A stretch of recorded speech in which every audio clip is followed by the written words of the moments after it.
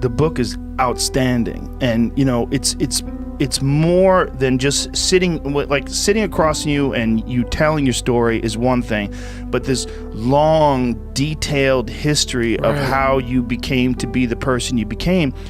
I think it's very educational for people because they can realize like, oh, he wasn't always this guy. This is what's fucked up about people. Like you see a guy who's like you who runs, I mean, how many ultra marathons did you run in a row? You ran some insane number. I think it was, I ran 800s in 8 weekends in a row. Just stop and think about that, ladies and gentlemen. 800s means 8 100-mile races. 8 weekends in a row. A 100-mile race will put you out for fucking 6 months. You know, and you ran 8 of them, 8 weekends. It's a fucking insane accomplishment. It was nuts. You think about a person like that, you think of them as in this like static, fully formed version.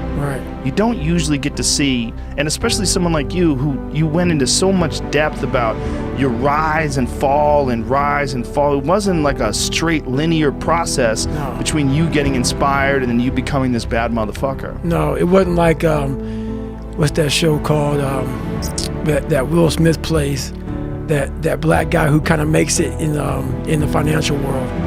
Pursuit of Happiness. I never saw that. Yeah, it's a great movie. It wasn't like Pursuit of Happiness, man. Like with the guy struggles and he gets over it and he makes it.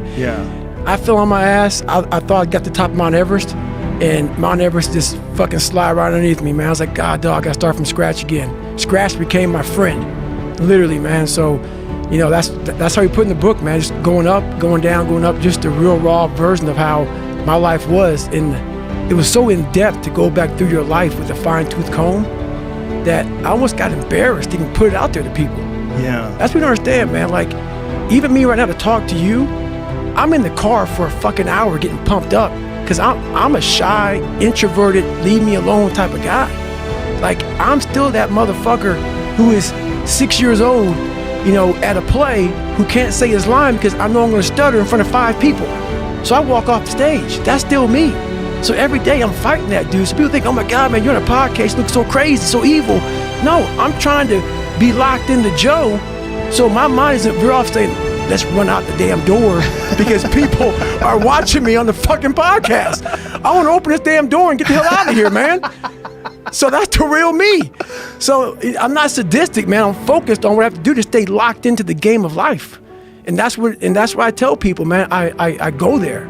I go there. That's one of the reasons why this book is so good, is because you're so honest about your vulnerabilities and how you overcome them. And for people that see someone who's a beast, who's done great things, you just assume that they're different than you. But then you hear about your insecurities and your pitfalls and all the things that went wrong with you, and you realize, well, God damn it, those are the same things that go wrong with me. Like, maybe I have that inside of me and I've just never summoned it. And I'll tell you this, I started really realizing that when I started overcoming myself, I started getting around these real alpha males, these hard men.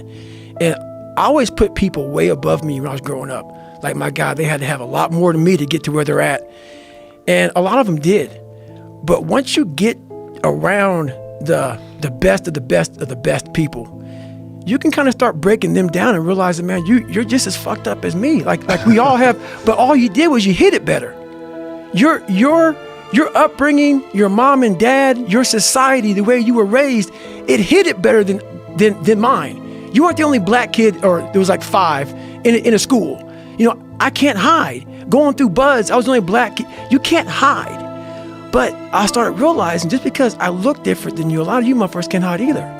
So it started giving me courage through watching people that we all have a story. We all have a jacked up life in one way or another. Some of us don't have the guts to talk about it, though. And that's where I found the guts to talk about mine. Well, there's purity in physical pursuits, right? Because it doesn't matter what your social status is. It doesn't matter how people perceive you. When it comes down to how long can you stay in that pool, when it comes down to how far can you run, when it comes down to how much can you push yourself past the part where you want to quit, how far can you keep going? There's a purity in that it dissolves social order, all that bullshit, what people think about you goes out the window. It's who are you right now? That's right. Who are you right now? That's a true statement, man. And I look at it as psychological warfare. And that's where I started learning that life is one big psychological warfare that you play on yourself. You play on yourself, man. the most important conversation I ever had is with myself. And the shit I was telling myself was so fucked up. It was so wrong. It was so misguided. And other people start to write that dialogue for you also. And it starts to be what you say to yourself every single day. And I started creating a whole nother warfare, a whole nother battle started becoming. I was like, oh, hang on a second, Goggins. You have these tools. You have these tools. Your life was basically the perfect grounds for training for where you need to go in your life. All the beatings, all the bullying, all the, you going through learning disabilities, all the struggles. It was the absolute perfect training ground for you to go to where you need to go. And that's how I started looking at my life versus woe is me, poopy pants, kick a rock down the street mentality. It was, God just hooked you right the fuck up. He hooked you right up, man, with the perfect place. You were training for the first 18, 19, 20, you were training for this stuff, man. You have the advantage of everybody else versus, my God, they're so above me. They came from a great family. Mom and dad love them. They didn't have to learn, they didn't stutter, they didn't struggle. No, man, your struggle is what made you who you are now. So I started flipping this into a whole different, I started being a master of what I was scared of. I was scared of my mind. And I became literally a master of that mind. And that's what now, from now on, it sets me apart from most people. I started diving into that. Well, that is a big part of the stories when you go over your childhood and, your abusive father and then having this great guy that was going to become your stepdad and then he gets murdered. It's like right when you're about to get out of it, everything looks good, boom, and he gets murdered. It's like these things really did sort of set you up to start from scratch again. You just go, okay, roger that, we start from scratch. And now you have that attitude. You developed it through all of these horrible personal experiences, all the trials and tribulations, all the evil shit that people try to do to you. That sort of set you up to be able to deal in a way that a lot of people can't. Well, I used to look at my life from a different vantage point. And when you're in all the muck and you're just walking in muck and walking in muck and walking in muck, you don't see that if you look off to the fucking left of the muck, there's a sidewalk, brother. Get off of it. You have your head down looking in this muck.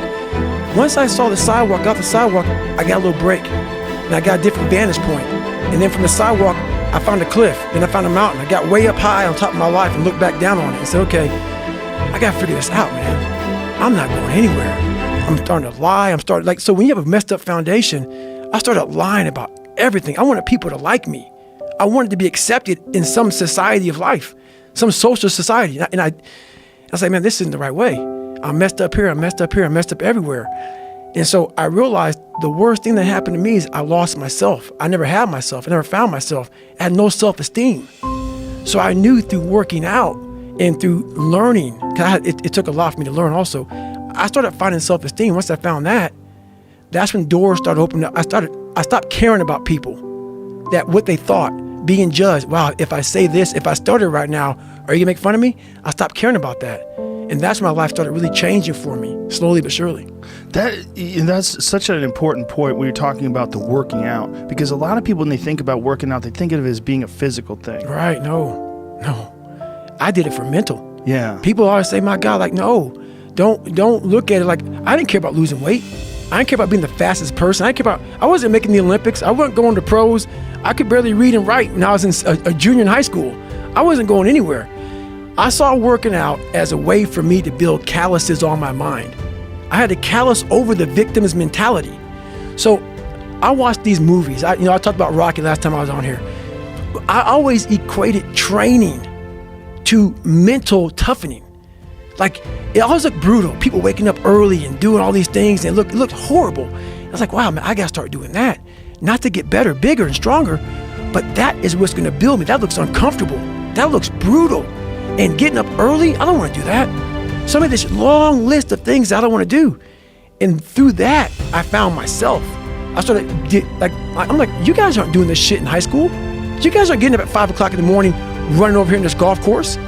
So I started seeing myself very differently than the average human being. I was like, hang on a second. I have something they don't have. And that's when I started to develop these things through working out. It was this great, never-ending work ethic. And through work ethic, I developed self-esteem.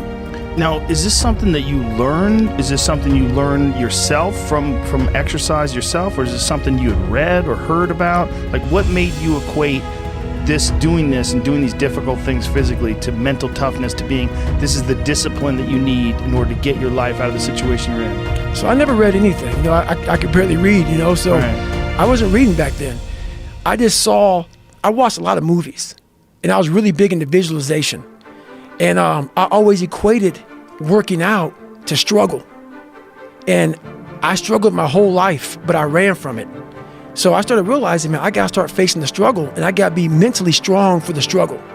So that's why I started coming up with, like, I'm training for life. Mentally, I'm training for life. I'm not training for, like, to lift 400 pounds. And I found out on my own pretty much, is that through discipline, through self-discipline, through repetition, through tons of repetition of the same thing that you don't want to do, and that's the key thing. Through repetition of things you don't want to do, you develop mental, like an armor for your mind. You start to armor your mind, because your mind's like, okay, we suffer every day. It's what we do. We do stuff that sucks every day. So then when the suck stuff comes, you're ready for it. And that's how I started coming up. You know, I just started being very uncomfortable, and now it's like just a way of life.